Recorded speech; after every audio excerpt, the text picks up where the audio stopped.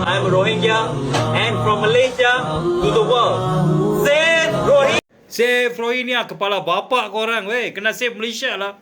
Kau tengok, lebih kurang 150,000 pelarian Rohingya kat sini. Lu ingat apa Malaysia ni ya?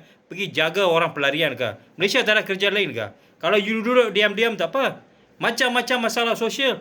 Tengah jalan you boleh meniaga. Lepas tu penguat kuasa kau tim masuk under table. Kau tak nampak. Tapi kalau warga tempatan meniaga, gerai ke apa, terus pergi angkut. Masa tu penguat kuasa nampak lah. Mata dia tu sudah jadi empat. Kalau Rohingya meniaga, pergilah. Itu Selayang punya pasar.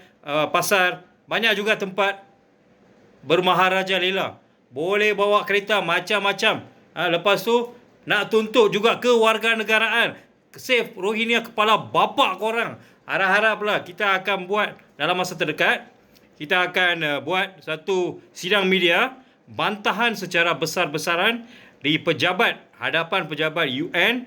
Sebab dia orang ni pun memang saya tak tahulah dia orang ni apa dia orang punya cari makan UN ni.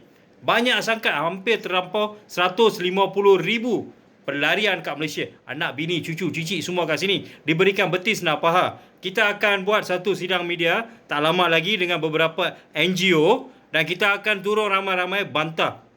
Ni kerajaan you tak nampak ke? Malaysia punya orang sudah susah. Banyak yang tak ada kerja.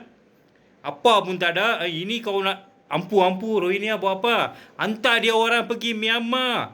Minta itu Anyang Suki jaga. Save kepala bapak korang lah weh.